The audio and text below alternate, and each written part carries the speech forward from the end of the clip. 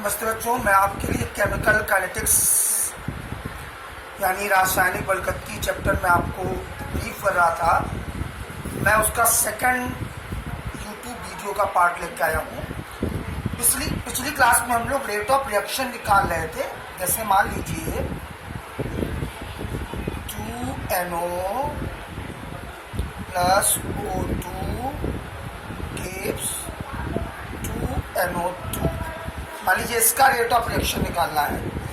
तो जैसे मैंने फार्मूला बताया, रिएक्टेंट के रेट ऑफ रिएक्शन में माइनस लगाते हैं, प्रोडक्ट में माइनस नहीं लगेगा क्योंकि रिएक्टेंट का जो कंसंट्रेशन है, सांद्रता है, वो घटती है इसलिए माइनस लगेगा, और प्रोडक्ट की सांद्रता बढ़ती है इसलिए उसमें प्लस लगेगा।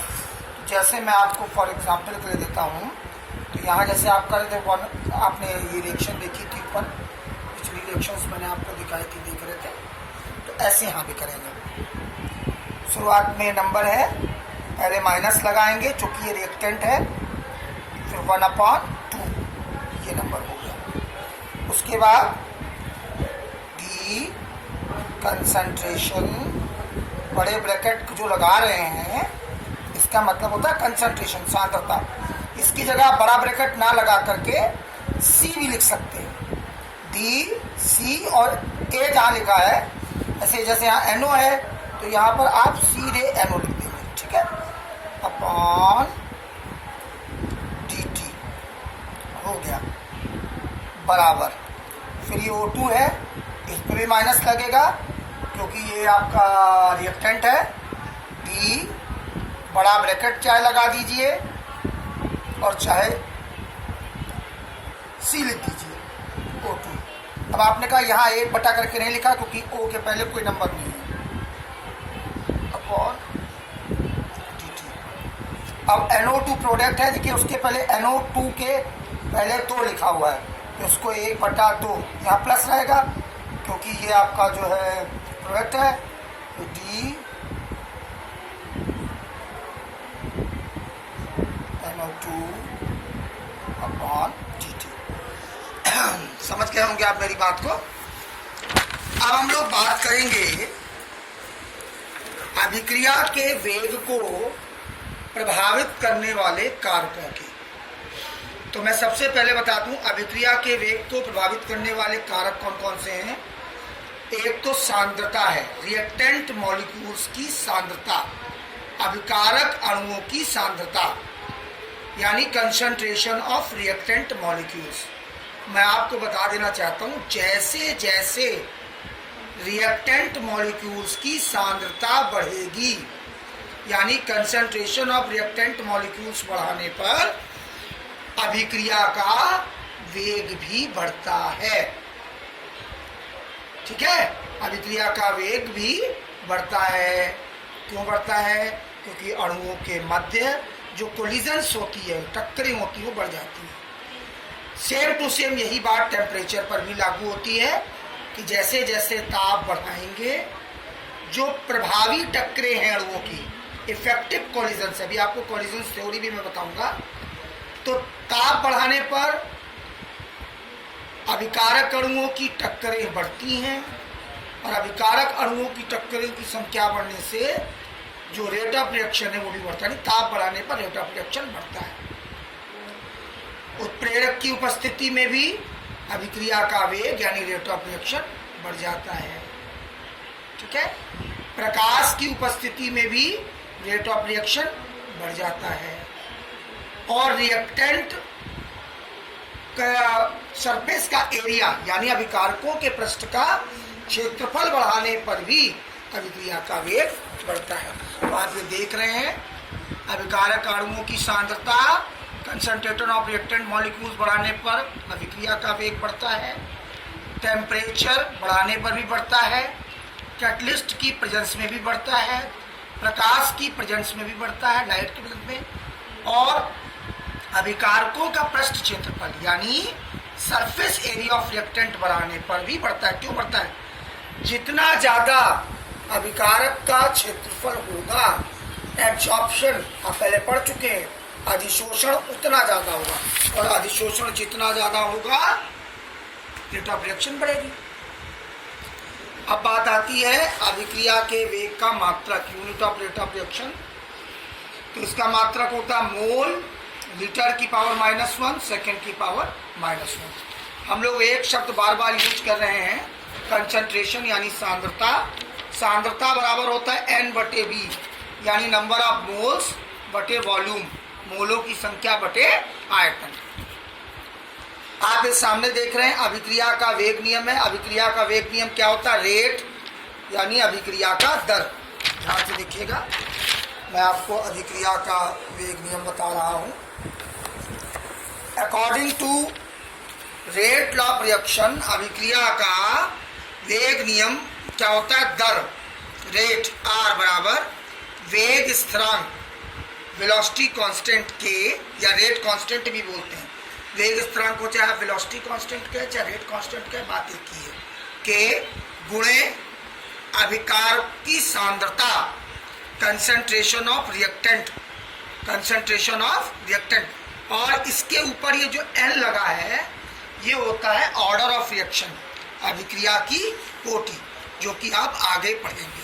यही आपका अभिक्रिया का वेग नियम है। इसके बाद हम बात करेंगे वेलोसिटी कांस्टेंट या रेट कांस्टेंट। अभिक्रिया का वेग स्थिरांक, रेट कांस्टेंट ऑफ रिएक्शन, यानी यार इसको आप यूं भी कह सकते हैं वेलोसिटी कांस्टेंट ऑफ रिएक्शन। हम लोग अभिक्रिया के वेग स्थिरांक को पढ़ रहे हैं। वेग स्थिरांक का एक नाम और भी होता है, मैं बता दूं आपको, वेलोसिटी कांस्टेंट। इसको आप वेलोसिटी कांस्टेंट भी बोलते हैं। तो चाहे आप इसको वेलोसिटी कांस्टेंट बोलें और चाहे आप इसको रेट कांस्टेंट बोलें, बात एक ही। अब क्या है, माना ये रिएक्टेंट है A और ये प्रोडक्ट बनना B। जब टेम्परेचर 0 है तो कंसंट्रेशन में कोई चेंज नहीं हो, और मान लीजिए टेम्परेचर T मान लिया तो कंसंट्रेशन में चेंज हो रहा है। अब रेट ऑफ रिएक्शन बराबर क्या होता है? dx/dt। चाहे आप इसको -dCA लिखिए। A हो गया, यहाँ पर D माने डिफरेंशिएशन, C माने कंसंट्रेशन और A माने रिएक्टेंट जो है A रिएक्टेंट है वो, और dt माने चेंज इन टाइम। तो चाहे आप इसको dx/dt भी लिख सकते हैं। अब द्रव्य अनुपाती क्रिया के नियम से, according to law of mass action, आपने 11th क्लास में पढ़ा था, जो अभिक्रिया की दर है वो अभिकारक की सांद्रता के समानुपाती होता है। यानी अभिक्रिया की दर आपने क्या निकाली? dx/dt। dx क्या है? सांद्रता में परिवर्तन। dt क्या है? सांद्रता परिवर्तन में लगा समय, समय में परिवर्तन। Directly proportional to A-x। यहाँ A-x क्या हो गया? अभिकारक की सांद्रता। पहले इसकी सांद्रता A थी, टेम्परेचर कुछ बढ़ा तो सांद्रता A-x हो गई, तो ये सांद्रता में परिवर्तन हुआ। तो द्रव्यानुपाती क्रिया के नियम से अगर हम बात करें तो जो अभिक्रिया की दर है यानी रेट ऑफ रिएक्शन, वो डायरेक्टली प्रोपोर्शनल टू होती है अभिकारक अणुओं की सांद्रता की, कंसंट्रेशन ऑफ रिएक्टेंट मॉलिक्यूल्स की। तो यहाँ पर समानुपाती देखिए लिखा हुआ है dx/dt समानुपाती A-x। अब इसी को हमने प्रोपोर्शनल टू का सिंबल हटा दिया। अभी आपने देखा dx/dt समानुपाती A-x। ये अब ये प्रोपोर्शनल टू का सिंबल हटा देंगे तो इसकी जगह k आ गया। k यहाँ पर आपका रेट या कांस्टेंट कहिए, या चाहे आप इसको वेलोसिटी कांस्टेंट कहिए। अब हम बात करेंगे वेग स्थिरांक के मात्रक की। आप मात्रक निकालना बहुत अच्छे से जानते हैं, पहले से जानते हैं। Unit of velocity constant k का मात्रक क्या होता है? मोल की पावर 1 - n, लीटर की पावर n-1, सेकंड की पावर -1। और यहाँ पर n क्या है?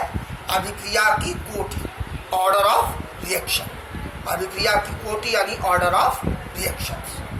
अभी यहाँ पर आपको मैं आगे आणविकता और ऑर्डर ऑफ रिएक्शंस भी बताऊंगा। आपके कोर्स में आर्हीनियस की इक्वेशन है, आर्हीनियस का समीकरण है। मैं आपको बता देना चाहता हूं, आपके यहाँ आर्हीनियस इक्वेशन का डेरिवेशन नहीं है। सीधे इसके 4 फार्मूले हैं, देखिए। k बराबर a इंटू ई की पावर माइनस कैपिटल ई ए अपॉन आर टी। अब इसका अगर आप इंटीग्रेशन कर देंगे इस इक्वेशन का, यानी समाकलन कर देंगे, तो इंटीग्रेशन के समाकलन के बराबर इंटीग्रेशन ए समाकलन ए माइनस ई ए अपॉन आर टी। अब इंटीग्रेशन की जगह हमने लॉग वैल्यू ले ली, तो देखिए इंटीग्रेशन की जगह 2.303 log 10 आ गया, तो ये के उतर गया। यहाँ पर भी इंटीग्रेशन की जगह 2.303 आ गया, यहाँ पर भी देखिए log 10 ए उतर गया। के साथ अगर आपको इंटीग्रेशन हटाना है, उसको इंटीग्रेशन समाकलन को समाकलन समीकरण में लाना है, तो 2.303 log 10 हो गया, 2.303 log 10 यहाँ हो गया। इंटीग्रेशन कर दिया। मैथ के स्टूडेंट जिन्होंने मैथ लिया है इंटरमीडिएट में, उनका इंटीग्रेशन पढ़ाया जाता है। और माइनस ई ए अपॉन आर टी। अब इसको अगर आप सॉल्व कर लेंगे, वैसे सॉल्व करने की जरूरत नहीं क्योंकि डेरिवेशन आपके कोर्स में नहीं है, तो log 10 के बराबर log 10 ए माइनस ई ए 2.303 आर टी। आप इसको अगर सॉल्व करेंगे तो ये आ जाएगा, वैसे आपको इसकी जरूरत नहीं है। यहाँ पर जो कैपिटल ए है उसका मतलब है आर्हीनियस कांस्टेंट, और कैपिटल ई स्मॉल ए अपॉन आर टी ये बोल्ट्जमान कांस्टेंट है। ठीक है, तो यहाँ पर इसका डेरिवेशन आपके कोर्स में नहीं है, केवल आपको इस इक्वेशन को चाहिए। अब हम लोग बात करेंगे हाफ लाइफ यानी अर्ध आयु की। हाफ लाइफ क्या होता है? जितने समय में कोई रिएक्टेंट मॉलिक्यूल्स अपने प्राइमरी अमाउंट का आधा रह जाए। जैसे मान लीजिए कोई रिएक्टेंट है, वो 1 घंटा पहले 100 ग्राम था और 1 घंटे बाद वो 50 ग्राम रह गया, तो 1 घंटा इसकी अर्धायु। तो अर्धायु का मतलब ये होता है कि अभिकारक की सांद्रता आधी होने में लगा समय। Taken time when concentration of any reactant will be half from its primary amount. कहने का मतलब है अपने प्राइमरी अमाउंट का, अपने प्राइमरी अमाउंट जो उसका है, प्राइमरी कंसंट्रेशन अमाउंट का जब वो आधा रह जाएगा, मान लीजिए प्राइमरी कंसंट्रेशन अमाउंट 1 है और 10 मिनट बाद वो 0.5 हो गया, तो इसकी हाफ लाइफ कितनी हो गई? 10 मिनट। तो जितने समय में रिएक्टेंट का कंसंट्रेशन अपने प्राइमरी अमाउंट का आधा रह जाएगा, वो उसकी हाफ लाइफ होगी। हाफ लाइफ को टी हाफ या टी 0.5 से रिप्रेजेंट करते हैं। अब मेन बात आती है अभिक्रिया की आणविकता की, मॉलिक्युलरिटी ऑफ रिएक्शन की। मैं आपको बता देना चाहता हूँ मॉलिक्युलरिटी ऑफ रिएक्शन बहुत इंपॉर्टेंट है, अभिक्रिया की कोटि बहुत इंपॉर्टेंट है। अभिक्रिया की कोटि के विषय में बता दें कि जो मॉलिक्युलरिटी ऑफ रिएक्शन है वो किसी भी रिएक्शन की, कोई भी रिएक्शन है, उस रिएक्शन में पार्टिसिपेट करने वाले नंबर ऑफ मॉलिक्यूल्स को होते हैं। ठीक है, किसी रासायनिक समीकरण में जितने भी total number of reactant molecules होंगे वो उसकी मॉलिक्युलरिटी होगी। फॉर एग्जाम्पल के लिए देखिए, आपको ये रिएक्शन दिख रही है, NH4 NO2 gives N2+2. यहाँ पर NH4NO2 का एक पार्ट है, तो ये एकाणुक अभिक्रिया हो गई, यूनिमॉलिक्यूलर रिएक्शन हो गई। ठीक, आप इसमें आइए, H2+I2 gives 2HI। यहाँ पर एक H हो गया, एक मॉलिक्यूल इसका, एक मॉलिक्यूल इसका, तो ये बाई मॉलिक्यूलर रिएक्शन हो गई, द्वि अणुक अभिक्रिया हो गई, एक अणु इसका एक अणु इसका। अब इस रिएक्शन में आ जाइए, 2NO+O2 gives 2NO2। केवल रिएक्टेंट को लेंगे हम, प्रोडक्ट को नहीं लेते। मॉलिकुलरिटी में प्रोडक्ट को नहीं लिया जाता। ये त्रिअणुक हो गई, ट्राई मॉलिकुलर रिएक्शन हो गई। क्यों हो गई? NO के 2 मॉलिक्यूल्स और ऑक्सीजन का 1 मॉलिक्यूल। जो शुरुआत में नंबर लिखा होता है वही दिया जाता है। तो ये 2 और 1 3, तो ये हो गई आपकी अभिक्रिया की आणविकता। अब मैं आपको बता दूं, मॉलिकुलरिटी कभी भी 0 नहीं होगी, फ्रैक्शनल नंबर में नहीं आएगी और निगेटिव नहीं होगी। ठीक है, मॉलिकुलरिटी कैन नॉट बी 0, ना ही वो फ्रैक्शनल नंबर में होगी और ना ही वो निगेटिव होगी। ठीक है, ठीक है। तो अब मैं आपको बात बताऊंगा अभिक्रिया की कोटि की। अभिक्रिया की कोटि की बात में आ जाइए। ऑर्डर ऑफ रिएक्शन, ये इंपॉर्टेंट चीज है। ऑर्डर ऑफ रिएक्शन, अभिक्रिया की कोटि, ऑर्डर ऑफ रिएक्शन क्या होता है? ऑर्डर ऑफ रिएक्शन का मतलब हो गया कि अभिक्रिया की वेग समीकरण में व्यक्त अभिकारकों के सांद्रता पदों की घातों का योग। Order of reaction is defined as the sum of powers raised at concentration terms. मतलब रिएक्टेंट मॉलिक्यूल में कंसंट्रेशन टर्म्स में जो पावर लगाई जाती है वही पावर उसकी अभिक्रिया की कोटि होती है। अभिक्रिया की कोटि 0 भी हो सकती है, फ्रैक्शनल भी हो सकती है और निगेटिव भी हो सकती है। फॉर एग्जाम्पल के लिए आपको दिखाता हूं, मैं एक एग्जाम्पल दे रहा हूं, ध्यान से देखिएगा। इस रिएक्शन में देखिए CH3COO C2H5 ये एथिल एसीटेट है। इसका हाइड्रोलिसिस कर रहे हैं, जल बटन कर रहे हैं वाटर के साथ, तो एसिटिक एसिड और एथिल अल्कोहल बन रहा है। अब इसमें रिएक्टेंट का अगर रेट निकालते हो तो rate equal to dx/dt equal to K। किस में चेंज हो रहा है? CH3COO C2H5। तो ये देखिए, अब ये एक ही है, केवल इसी की कंसंट्रेशन चेंज हो रहा है, तो ये फर्स्ट ऑर्डर रिएक्शन हो गया। अब कहिए यहाँ H2O भी, जैसे मॉलिकुलरिटी में आप दोनों ले लेते थे, एक ये और एक ये जोड़ दिए, दो नहीं।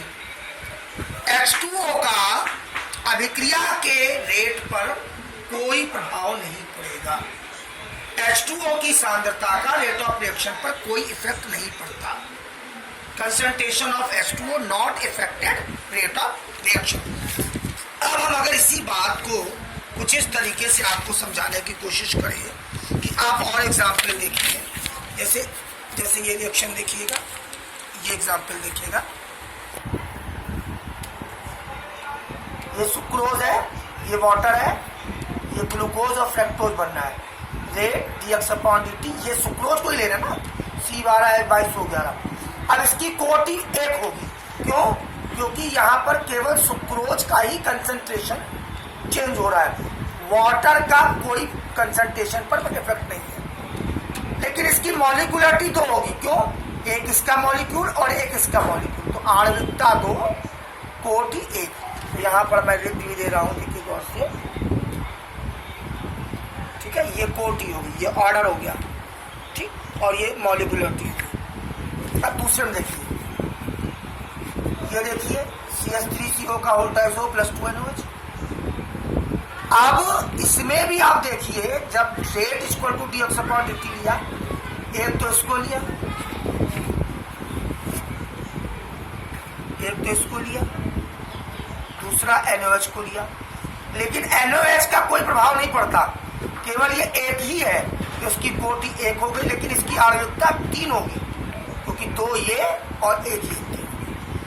तो कहने का मतलब ये है, कोटि आप जिसका कंसंट्रेशन चेंज हो रहा है उसी पर डिपेंड करती है। जिसके कंसंट्रेशन पर कोई चेंज नहीं, तो उसका कोटि पर कोई प्रभाव नहीं पड़ता। आपके कोर्स में वैसे तो 4 प्रकार की टाइप्स ऑफ ऑर्डर रिएक्शन है।